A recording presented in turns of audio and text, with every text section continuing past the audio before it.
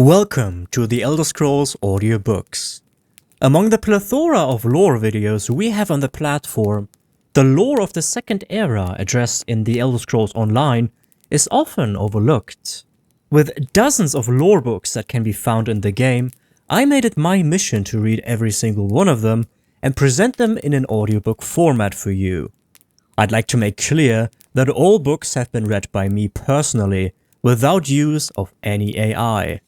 Today, I've got the 10 books of Deshaan, a part of Morrowind, prepared for you. This video is specifically designed to be listened to in the background while you play, meditate, or to fall asleep too. If you enjoy these audiobooks, please give the video a thumbs up and subscribe to the channel. And now, without further ado, enjoy the lore of Deshaan. The Dark Ruins by Cyril the Deranged. They call me mad and have branded me insane. I accept the title they have given me and wear it proudly as a badge of honor. For the name I now carry shows that I was willing to enter the dark places over and over again. To brave the ruins of madness and chaos to bring knowledge to the world. The three protect me from the things I have discovered and keep my mind clear long enough to share this knowledge with the world. I found my first Daedric ruin when I was a very young man. It was a hidden shrine from the past dedicated to the anticipations of the Tribunal. I was rounding up a number of Kwama scripts that had wandered away from the herd. I followed the scripts into a hidden canyon when I heard the pathetic cry of a lost script emerging from a crack in the canyon wall. I squeezed through the narrow gap to find that it had opened into a large depression in the rock. But no simple cave had I wandered into. No, this space was full of carved stone that at once filled me with both wonder and deep fear.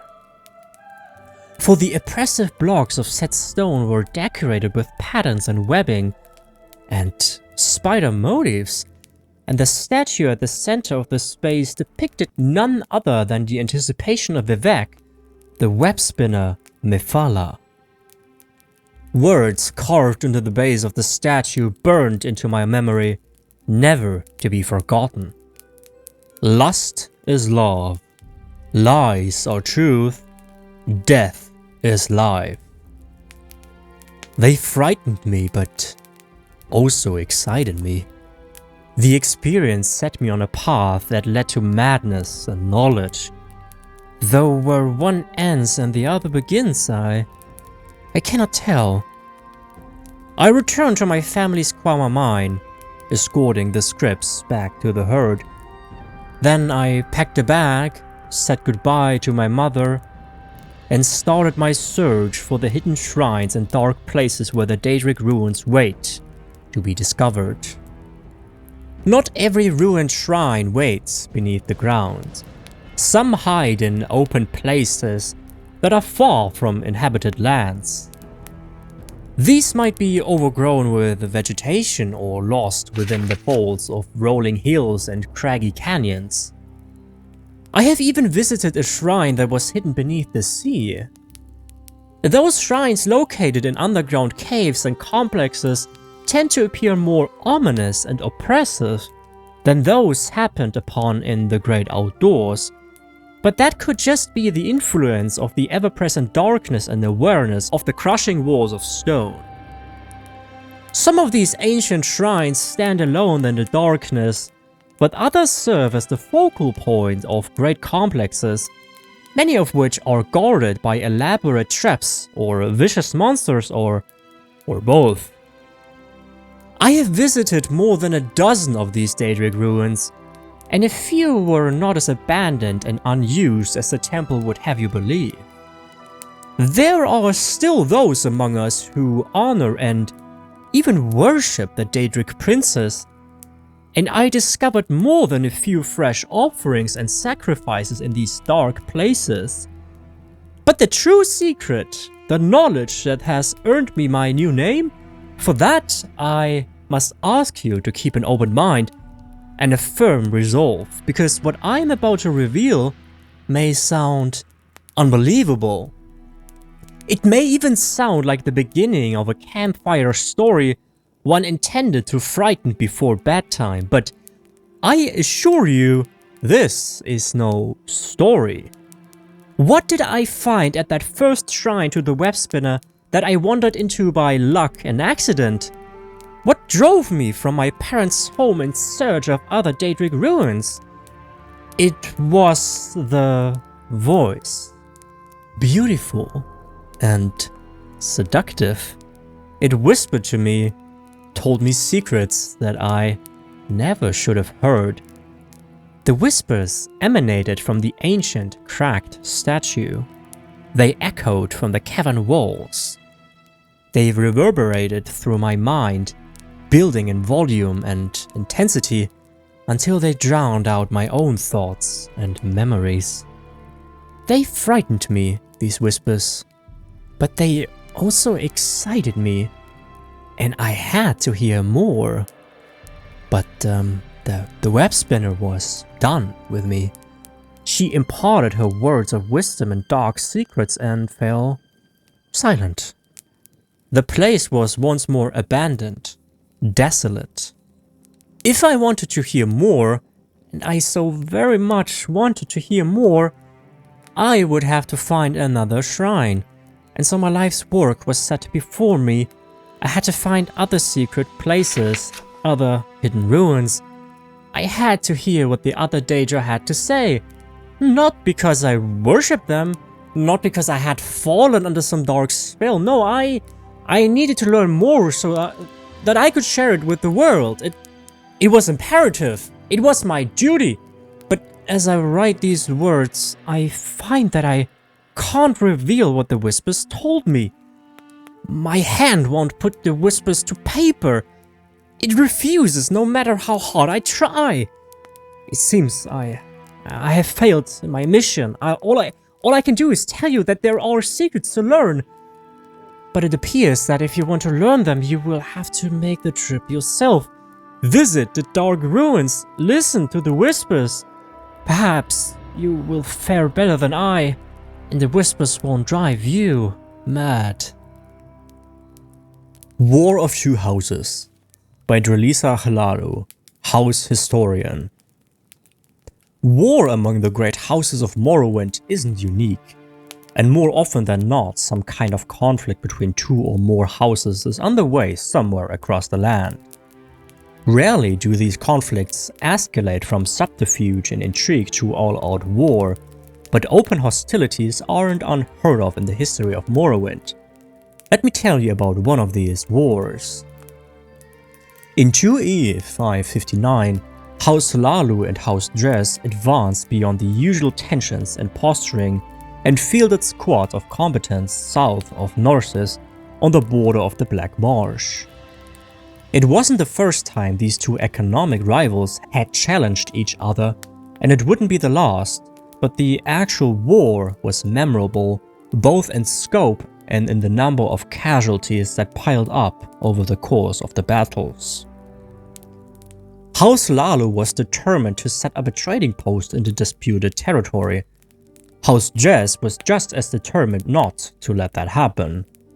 Halfway through the construction of the outpost, the House Lalu workers suddenly found themselves surrounded by Dres mercenaries.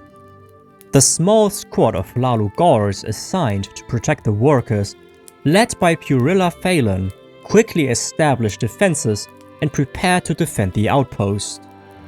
The Dres mercenaries, who outnumbered the Halalu guards 5-1, assumed they would make short work of the defenders and have the post burned to the ground before the midday meal. But that's not the way it happened. Purilla and her guards repelled the first assault with relative ease. She was determined to hold the line, no matter the cost, until reinforcements arrived. To facilitate the appearance of aid, Purilla set one wizard they brought with them to work on opening a portal to Narcissus. If the guards could hold back the onslaught of the Dres mercenaries long enough, An open portal could provide a path for Hlaalu battle merchants to pour out of to turn the tide of battle. They only needed a little time. As the wizard performed the portal ritual, Purilla and the defenders met each house dress attack with skill and ferocity. The mercenaries rushed in, sending a wave of attackers at the post's barricades. Each wave was turned away, but not without a cost. After 5 hours and 4 separate waves of attacks, Purilla's forces were reduced to a third of their original size. By then, only Purilla and 6 guards remained to fend off the next dress assault, and the wizard required a few more minutes to complete the ritual and open the portal. "You shall have that time," Purilla proclaimed, "for Hlaalu!" The 7 defenders, magnificent in their fury, fought with honor and savage resolve as the wizard completed the final steps of the ritual. 1 guard fell. 2. 4. Now, only Purilla and 2 Hlaalu guards remained at the battlements. The Hlaalu workers, who had been providing support and watchful eyes throughout the previous battles, took to the walls as well, using tools and the weapons of the fallen guards to help defend the post. For all their effort, it appeared that the crushing weight of the dress assault was about to engulf them. And then, the portal opened. House Hlaalu battle merchants streamed through the portal, hurling spells and arrows into the ranks of the surprised mercenaries. A full cohort emerged from the portal and crashed against the wall of dressed mercenaries. The wall held for a few long moments, and then it shattered against the weight of the Hlaalu troops. Dressed mercenaries fell in scores before their line finally broke and the remaining mercenaries turned to flee. The battle merchants chased after them just long enough to make sure they were really routed, and then they formed up to secure the post. Brave and noble Purilla Phelan was responsible for the Hlaalu victory that day, but she didn't survive the final battle. A dressed mercenary's blade had caught her in the neck as they were retreating. She was dead before a healer could reach her side. Thanks to histories like these, however, her efforts will never be forgotten. A personal remark from me for the next book, as the author of the next book is someone all of you ESO players should be very well acquainted with. Dwemer Dungeons, What I Know, by Kireth Vanis, Dungeon Delver Extraordinaire. We know almost nothing about them except that they left behind the most interesting and exciting ruins. You know who I'm talking about. That's right, the dwarves, or the Dwemer for the scholars among you who might be reading this. My brother Raynor insists I call them Dwemer, but I like the name dwarves better. It rolls off the tongue, in my opinion. Now, dungeon delving is serious work, no matter how much fun it might be, and can be pretty dangerous besides. Just finding a dwarven ruin is no small accomplishment, but getting into one and back out again in one piece can be next to impossible. But before I get to that, let's talk about the ruins themselves. Dwarves created a vast network of underground complexes and cities. Why they prefer to build beneath rock and soil, I couldn't say, but that's where they built them. So that's where you will have to go if you want to visit a dwarven ruin. Once you do find one, you will know it. Dwarven architecture has a distinctive look and feel, from the surface entryways to the subterranean structures. They utilize natural openings in the rock wherever possible, tending to decorate and carve existing rock and natural pillars. They only built new structures when it was absolutely necessary, usually to support other structures or to install fortifications. In addition to carving and shaping the natural rock, dwarves used stone as their primary building material.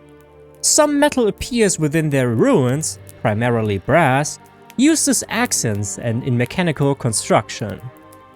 And here's the really exciting part. Dwarves loved their gadgets, and their ruins are full of them. I don't mean just traps, though some of the most devious were designed and built by the long-gone dwarves. I mean heating and cooling systems made up of steam pistons and great gears, glowing lights that shine from the walls, giant wheels that turn as water cascades over them, multifaceted gems that fire beams of light, and many other wonders too numerous to mention. It's eerie to walk through a dwarven ruin. It's supposed to be empty, deserted, but the lights continue to glow and the pipes continue to steam. It's like the place is waiting for someone to return, as though the dwarves just stepped out for a moment and haven't been gone for hundreds of years. Then there are the inhabitants of the ruins. For a dwarven complex isn't as devoid of life as you might think. In fact, some of the ruins virtually teem with the stuff. But it isn't life as you and I know it. It's mechanical life, constructs. They wander the chambers and corridors of these dungeons, performing tasks assigned to them in ages past. But make no mistake, if a construct spots you, it will attack you. With whirring blades and piston-powered swords, the dwarven constructs pose a significant threat to any would-be dungeon delver. Worse, the constructs know how to repair each other, so the ruins seem to contain an endless supply of the mechanical creatures. So to successfully enter and exit a dwarven ruin, you need to spot and disarm, or otherwise bypass, devious traps, avoid or defeat an army of increasingly more powerful wandering constructs, and figure out how to open strange locks that might or might not require something that looks like a key. It can be a bit maddening, but personally, I find the challenge to be remarkably fun. Of course, everything I've written thus far has been theory and conjecture. My brother and I have yet to enter a dwarven ruin, and all of our practice has been within the mundane dungeons that dot the land. But I have read all the books. We have finally acquired the funding we need to tackle the dwarven ruin known as Bethanuel, and I plan to write about that adventure in the very near future. In the meantime, let's all be careful out there. Remember that a dungeon isn't all fun and games. Survival is serious business, and we are in this line of work to not only thrive, but to survive. A pocket guide to Mournhold. Welcome, traveler. Welcome to Mournhold, the city of light and magic. This pocket guide was prepared with great care for you in the year 2E 481, and as such you can rest assured that it is current and up to date enough to provide for your every need. As the capital of Morrowind, Mournhold is the greatest city in Tamriel. Travelers bring prayers and commerce to our streets, and we are ecstatic to receive you. Please understand that with so many pilgrims gathering every day, you may occasionally encounter outlanders who seem lost, overwhelmed, or even frustrated by the bustle and the layout of the city.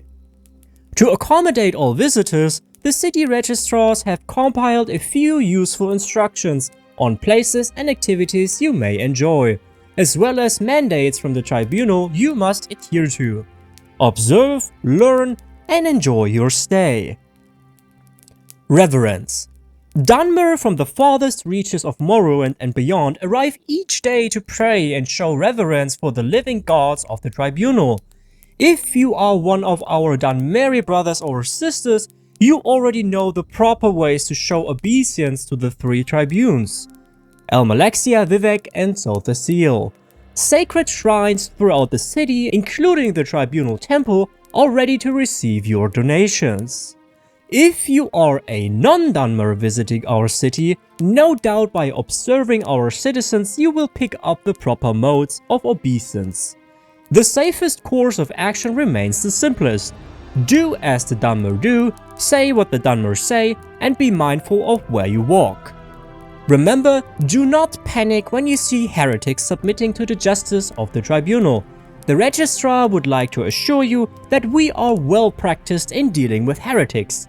Your safety remains one of our greatest concerns. The Great Bazaar. Mournhold stands as the mercantile heart of Morrowind. We welcome your business. If this is your first visit to our great city, feel free to ask the City Watch for the most direct and safest route to one of our merchant districts. The Great Bazaar, the largest and most heavily patrolled of our markets, should serve as a destination spot during your stay. Make sure to see a seasonal event at one of our outdoor theaters, catch a wandering passion play in the town square, or listen to a public choir in one of our well-groomed parks. And know that every purchase you make grants you a little piece of Mournhold to take with you when you depart. Please, however, be sure to make purchases only from registered and licensed merchants. That is the only way to ensure that proper fees and excises are collected. Plaza Brindisi Dorom. Troubled souls can find peace wandering through the statuary and gardens of Brindisi Dorom. Just as trees and flowers reach towards the sky to seek the nourishment of the sun, the citizens of Mournhold raise their arms in prayer to the wisdom of the Tribunal. May you find solace here. The Tribunal Palace. Many travelers cannot wait to visit the Tribunal Palace, where the living gods of Morrowind reside. Please understand that while we welcome your zealous enthusiasm, the Ordinators may take issue with the display of excessive zeal. As always, everything in moderation. If your enthusiasm gets the better of you, Tribunal shrines located throughout the city are available to collect donations to atone for your transgressions. Whatever you seek, you can find it in Mournhold. Our priests, registrars, and city guards will make sure of that. Enjoy your stay. Legend of the Ghost Snake. Observations on the Mabragash from the Journals of Bonorian the Wanderer, 2E 568. In Deshaan I encountered a strange tribe of Dark Elf Ashlanders. They call themselves Mabragash. Unlike their Vardenfell brethren, this tribe is not nomadic and appears to have settled in an isolated region of Deshaan, a location they call the Vale of the Ghost Snake. I believe they have concocted the story of the perilous ghost snake to discourage outsiders from lingering too long in their village. Although, frankly, their rudeness, which rivals that of any of the more civilized dark elves I have ever met, is more than enough to drive outsiders away. However, my curiosity about this isolated tribe steeled me against their attitude. I remained nearby for a time, watching them and recording my observations. Forthwith, here are my findings on the Mabragash. The Mabragash do not welcome visitors. The Mabragash appears to be a matriarchal society, and their females are definitely more dominant than males. They also seem to outnumber the males by a factor of 3 or 4 to 1. I wouldn't say this society hates males, but they certainly don't trust them or like them very much, at least as far as I can tell. They claim a ghost snake gives them advice and watches over the Vale. I believe they use this so-called ghost snake to scare visitors away and to keep the village population in line. It appears they sacrifice their own tribe members to this mythical deity. The tribal elders encourage trials to honor this ghost snake, and many of these end in the death of the participants. Here is the legend of the ghost snake, as it was told to me by a charming little lady of some 6 or 7 years of age. She approached me with absolutely no fear or hesitation. She asked me why I was being so creepy and watching them all the time, at least that was the gist of it. My understanding of the Mabragash dialect is rudimentary at best. I deflected her question with one of my own. What is this ghost snake I keep hearing about? I asked her. Follow the coiled path and you will find out, she replied with a band of her cute little eyelashes. The ghost snake offers advice and protection as long as we care for the Vale, she continued. Everybody knows that. She went on to tell me that the ghost snake was the combined spiritual essence of the tribe's female ancestors, given spectral form by the belief and respect of the living tribe members. or that it was a creepy dead snake that liked to haunt the Vale and eat innocent Mabregash children, she spoke very fast, and as I've said before, my mastery of the dialect was far from perfect. From an economic perspective, the tribe crafts unique snakeskin leather. They use this leather for everything from clothing to packs to a simple armor. They are, however, unwilling to sell or trade this wonderful material to outsiders, or even to the men of their own tribe. Everyone involved could make a fortune if the Mabregash could be convinced to open trade with the outside world. I met a Mabregash scout on patrol. She threatened to toss me to the ghosts and serpents on the coiled path. Fortunately, my speed and tree climbing skills far exceeded hers, so I was able to avoid this savage ceremonial rite. Additional observation leads me to the conclusion that the tribe subsists on a diet primarily consisting of snake meat. This may contribute to their uncontrollably hostile demeanor. After several days camping nearby and continuing my observations, a rather fearsome Mabregash warrior visited me. He said he was the Gula Khan. He said the only reason they had not simply tossed me to the serpents within the Vale was that the Farseer labeled me a hapless idiot. I'm sure I missed something in the translation of the message. When I asked to meet with the Farseer, this Gula Khan's hand seemed to tighten on the hilt of the rather nasty-looking sword that hung at his side. It was then I decided that my time among the Mabregash tribe had come to an end. Annotation from Nuros Raloro, Tribunal Scholar Priest, Mournhold 2e 576. This utterly ludicrous observation was found abandoned near the border to Stonefall some years ago. The Bosmer chronicler Bonorion does not appear to have the wit of a 5-year-old child when it comes to accurately recording unusual events or peoples. He resorts to making things up or taking wild leaps of illogic to come to his so-called conclusions. This document has been preserved within the Tribunal library and copies have been distributed, as he did at least conduct some conversations with the Mabregash, and information on this tribe remains scarce. The Judgment of Saint Veloth by Magistrix Vox. A number of powerful healing relics are associated with Saint Veloth the Pilgrim. Of these, perhaps the most famous and well-remembered artifact remains the Judgment of Saint Veloth. This mighty Daedric warhammer stands as a shining example of everything Veloth embodies as the patron saint of outcasts and seekers of spiritual knowledge. Stored with other holy artifacts in the protected vaults of the Tribunal Temple, the Judgment of Saint Veloth served the prophet and mystic well in life, but has gained legendary power since his ascension to sainthood. The God Kings of Morrowind watch over the relics, keeping them ready for the day when their powers would be needed in defense of the realm. Saint Veloth personifies daring, and those who follow the lessons of his life and teachings learn boldness and cultivate an adventurous outlook. He defined the difference between good and evil Daedra, and even negotiated the original arrangements with the good Daedric princes. This ability to distinguish the good from the bad was a hallmark of the living saint, as was his penchant for healing and healing items. Both of these aspects combined into his personal symbol of power, the warhammer known as Judgment. Veloth's judgment rang with authority throughout the land, using its enchantments to cleanse corruption from the souls of those it struck down. It was a weapon, of that there can be no doubt, but Veloth was able to wield it with the same precision that a surgeon uses to wield a scalpel, removing the corruption from a soul and leaving the remainder alive and healthy.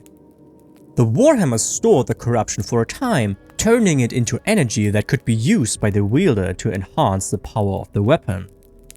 Of course, in the wrong hands, such a powerful artifact could accomplish more harm than good.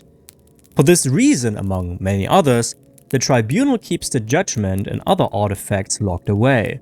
It has been suggested that instead of being used as an instrument of healing, that judgment could be used to siphon a living creature's entire soul, thus making the wielder infinitely more powerful. This conjecture has never been put into practice, and if the Tribunal has its way, it never will. The Living Gods by Durillis the Theologian. No other religion in all of Nirn can claim what the Dark Elves know as absolute truth.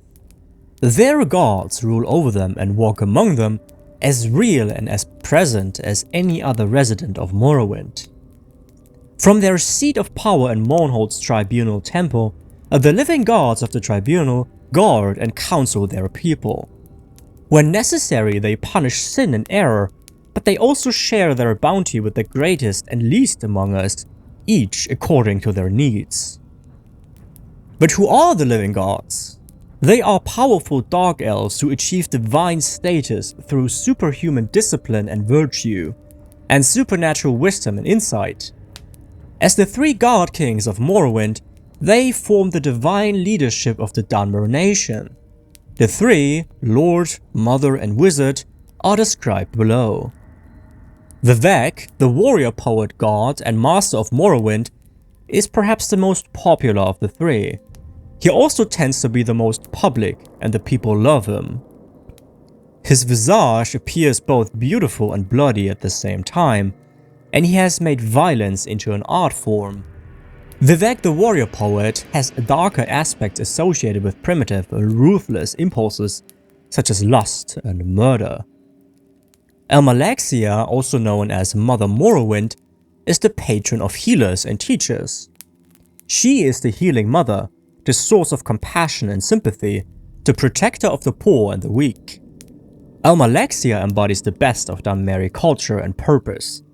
She exemplifies mercy, and her wisdom guides the Dark Elves in all their daily affairs. Sotha Sil, god of the world mechanism, is the least known and most hidden of the Tribunal gods. Sometimes referred to as the mystery of Morrowind, he is a magus and the patron of artificers and wizards. Perhaps the mightiest wizard in the land and certainly the wisest, he is considered to be the light of knowledge and the inspiration behind craft and sorcery. Together, the living gods are the pillars of the Tribunal Temple. They represent the power and discipline of the Dwemer people and rule with a combination of compassion and strict adherence to law and protocol. Sanctioned Murder from the Journal of Mephala Virian. For as long as I can remember, my life has been devoted to one thing: taking the lives of others.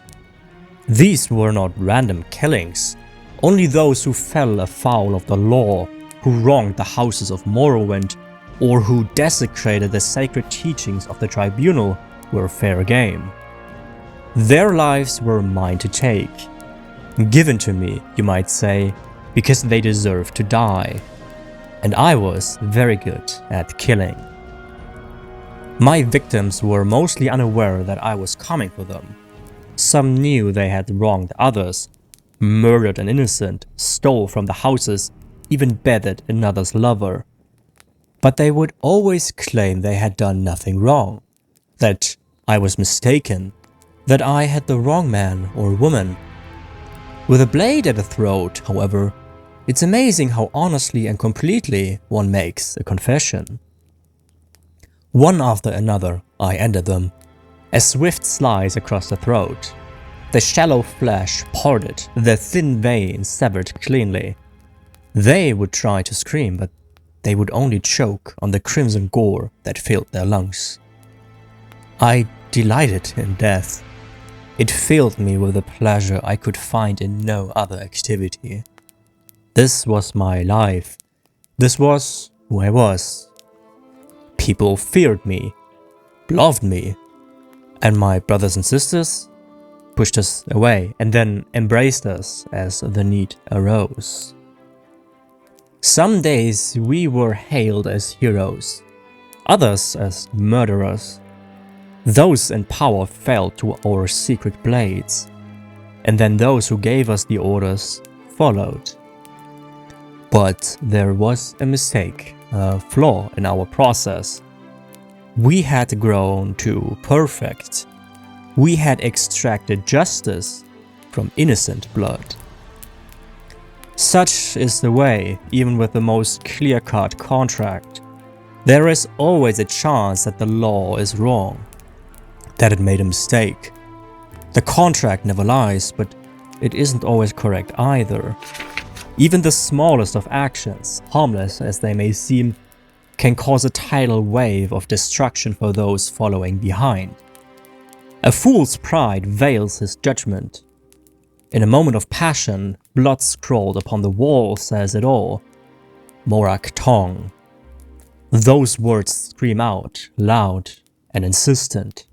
They echo throughout the world, labeling us as ruthless killers that follow no rules, that have no laws.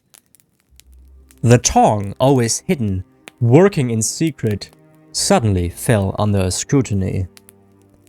They wanted to drag us out of the shadows and into the light. We withdrew deeper into the shadows. Our contracts became fewer. Our jobs turned into small tasks. We ran errands for bored house nobles. We endured.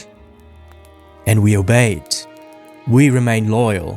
We swore on our lives to uphold the cause, and we would not turn our backs on it now, no matter the level of difficulty facing us.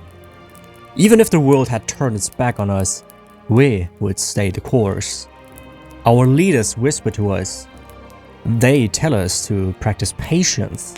They assure us that the day shall come when our hand of justice once again reaches out to grasp the world. A coming darkness will soon sweep the land, and the Morak Tong will once more be needed, will once again become relevant. But I am old and my days wind down. I prepare for my trip to Vonura, and I must pass this mantle to someone younger now, someone less experienced, less wise. My son and my daughter will soon take up the dagger, but they have not seen our greatness. They must forge a new path for the Morak Tong. The darkness of war comes, and no one shall be spared from its wrath. The Morak Tong must put aside the wrongs it has endured. We must be ready. Kwama Mining for Fun and Profit by Doreen Readers, House Halalu. Developing and maintaining a Kwama mine can be a rewarding and, more importantly, a lucrative pursuit, provided one takes the time to learn about Kwama and their environmental requirements.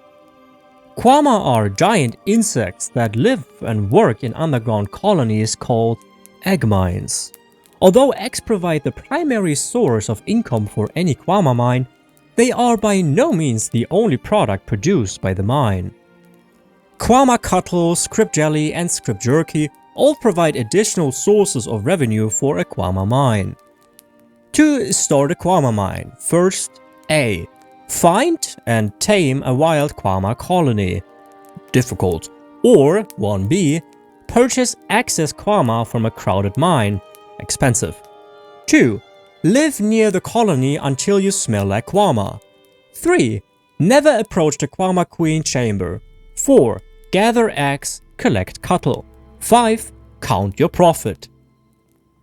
Despite the name, a Kwama mine consists of living creatures. With judicious yet unobtrusive maintenance, a moderately sized mine can produce an abundance of valuable Kwama eggs.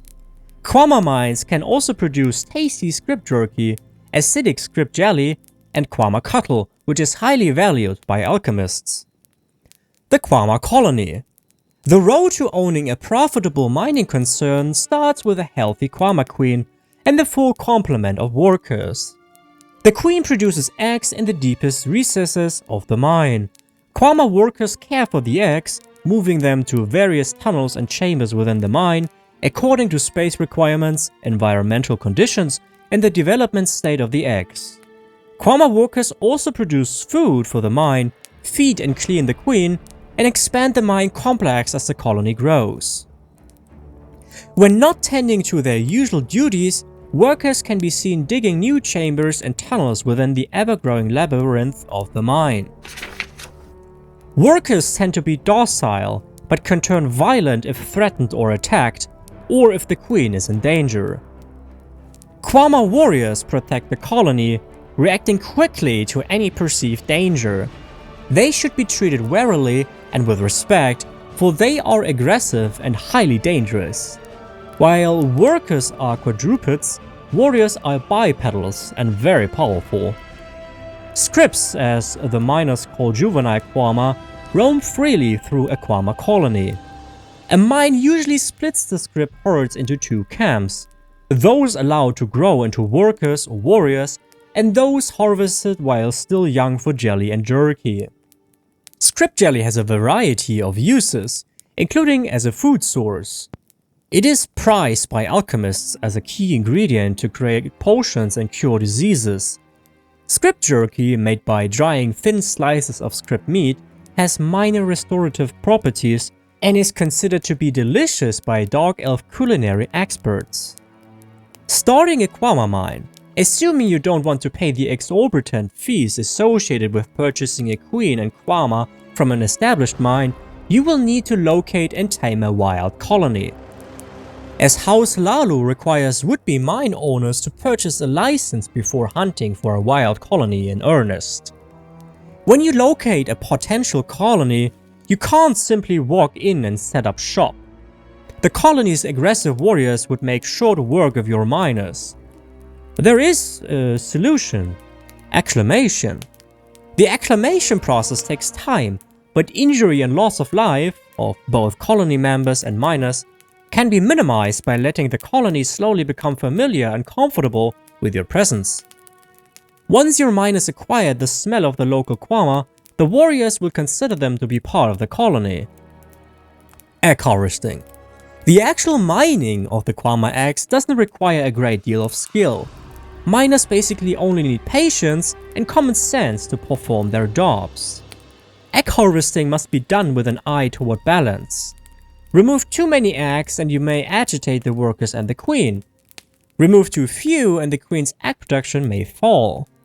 The mine manager must keep a careful eye on production to ensure that the queen does not produce too many or too few eggs. Wide swings in production will affect profits and make planning more difficult and should be avoided. Avoid the queen's chamber at all times. Warriors and workers will view any approach to their queen as a threat and react accordingly. Production can grind to a halt as the colony becomes agitated and miners can't safely enter the mine. You might lose a few miners at the colony rampages, but the most important thing to remember is that the Kwama will eventually calm down and once again accept the presence of the miners.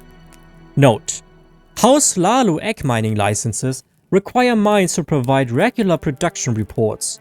Failure to comply can result in sanctions, fines, or even closure of the mine, and that's neither fun nor profitable. Shad Astula Academy Handbook. Welcome to Shad Astula, the Academy of Magic.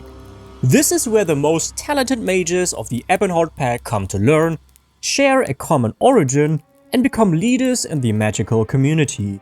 Your journey begins here. For many, the journey to master magic is fraught with frustration and difficulty. The training provided here can lead to a life of service and rewarding work, thanks to the availability of the best teachers and teaching methods. The fact of the matter is, while everyone invited to the academy is selected for their potential for greatness, not all of you will measure up to the task before you. For those unfortunate enough to fail, Shad Astula serves as a safety net, a place to refine one's meager skills without causing harm to oneself or to others. But you will not fail. You are not one of the unfortunates. You will rise above. You will take your place as a leader in the Ebonheart Pact.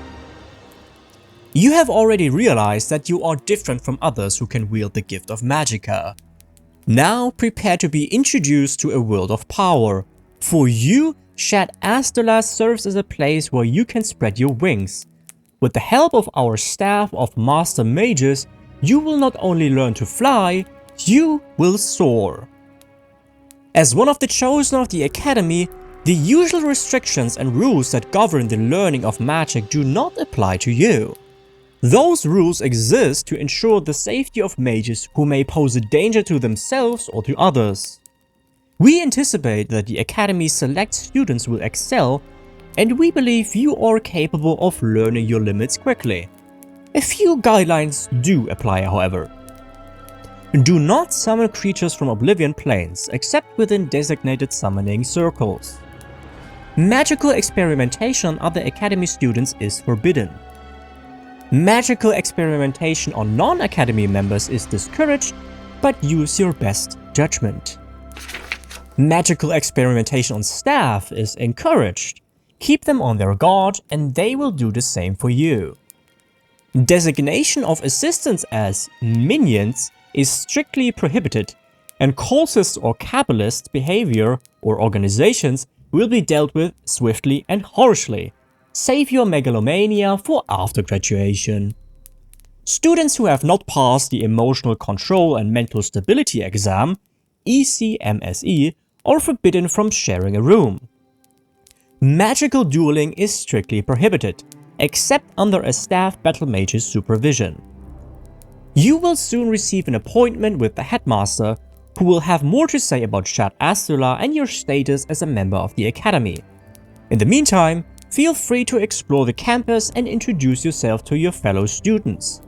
Some will become your peers, others your underlings, and a very select few your betters. Learn them well. Welcome to Shad Astula. Spread your wings and soar. We expect much of you. Do not disappoint us. Thank you for listening in today. If you are still awake, then I would like to remind you to like the video and subscribe to the channel. And if you watch this sometime in the future, I hope there should be a video right here if you need more. As always, I hope you have a great day. I hope you have an awesome day. You take care of yourself, and I will see you next time.